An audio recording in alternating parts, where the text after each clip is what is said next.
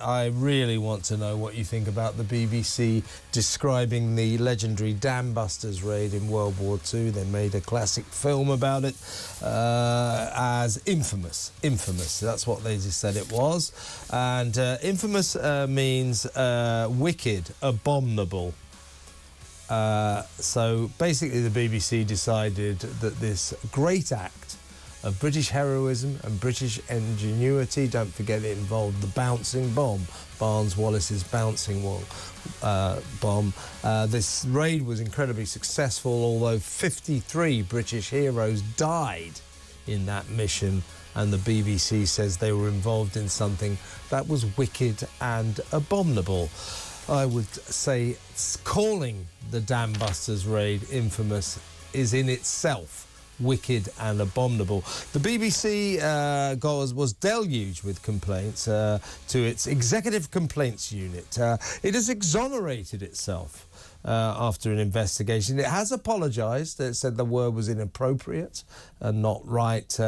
It said the use of the word infamous with its strongly negative connotations. Strongly negative. There aren't any positive connotations, so the word infamous was not appropriate, it says. But the ECU found no evidence the phrase was deliberately chosen for its adverse implications. What? How was it chosen then? You know, oh, let's think of a really nice word. Well, what's a great adjective, a really admiring adjective about the Dambusters Raid? How about infamous? What do you fancy, infamous or notorious? It means notorious as well. Notorious, wicked, abominable. Was the Dambusters Raid notorious, wicked and abominable? Unbelievable, unbelievable. They essentially say, yeah, errors do occasionally slip through, and we're sorry for this mistake and any offence caused. That's their quote. Now, I'm going to be... Well, let's get Ali Ross, the great TV critic from The Sun, on right now, and he can share our experience as we watch these videos. Welcome, Ali. Hey, Kev, how you doing? I'm very, very well. Watch these with me, if you will. This was breakfast presenter, back in May it was, on the 80th anniversary of the Dambusters Raid. This was breakfast presenter Sally Nugent in all her lack of glory. Take it away, Sally. Still to come here on Breakfast. 80 years after 19 Lancaster bombers took part in the infamous Dambuster raids, tonight, a special anniversary flypast. Still to come here on Breakfast. 80 years after 19 Lancaster bombers took part in the infamous Dambuster raids, tonight, a special anniversary flypast. OK, there you go, Ali. That was on Breakfast. Now, isolated incidents, mistakes do occasionally occur. Not quite sure how they classify this as one of those little mistakes. I'm not sure how they do this. But isolated, they occasionally occur. They sure do.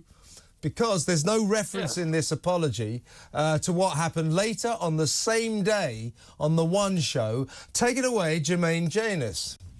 Plus today marks 80 years since the infamous Dambusters Raid, and tonight we've got the keys to one of World War II's most secret rooms.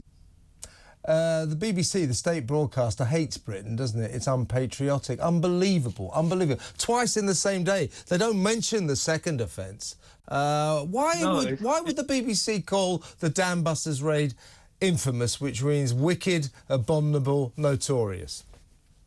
Well, it's not an isolated event either. I mean, there's two incidents there. If you watch a show called World on Fire at the moment, this is the BBC's take. Oh, God, I've seen it.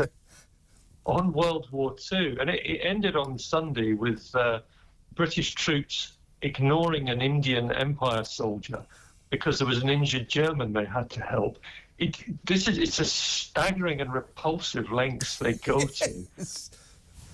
Yeah, I mean, missed the point as well of World War II, because it just cuts and pastes the same agenda onto everything, which sees Britain as racist, evil, empire building, sort of force of evil that had to be brought down, even if it's tens of years after the event. It's bewildering.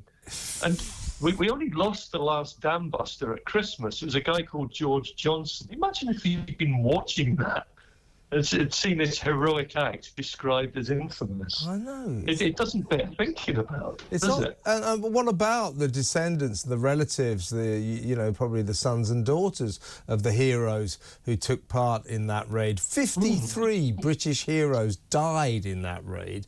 It was, of course, preceded by the extraordinary ingenuity of the Barnes-Wallis bouncing bomb that they practised with. They practised for months to get this right, and then they flew to Germany and they carried out this mission with distinction, but also with great tragedy.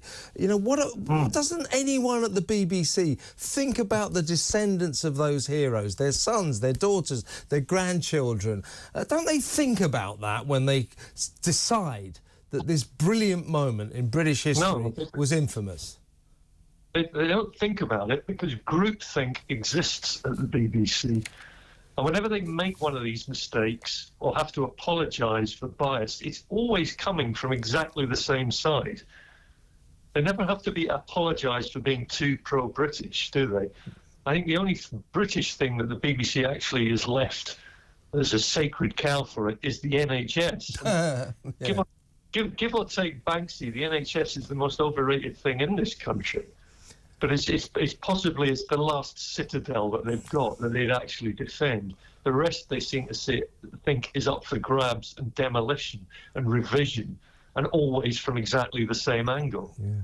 And then it was quite rightly deluged with complaints, because I mean, I don't make no apology for covering this story rather extensively, because it was kind of my story. I was wandering past my TV at 7 o'clock in the morning, you know, literally with Sally Nugent wittering away in the background, and I went, what? Did she just call the Dambusters Raid infamous? And so luckily I was able to rewind, and my God, she did. And then a friend of mine, so we did the story on TalkTV that day, said, outrageous, come on, them switchboards jammed with people, how could they? A friend of mine rang me about 7 o'clock that night, about 7:30 that night, and said, you want to check out the beginning of the One show?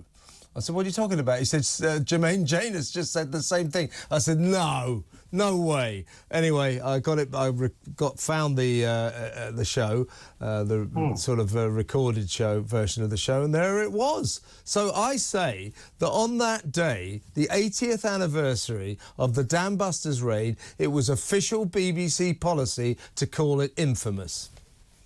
Yeah, and thank goodness for you, Kevin O'Sullivan, calling them to account. And I would like to think that's your TV critics training kicking in there.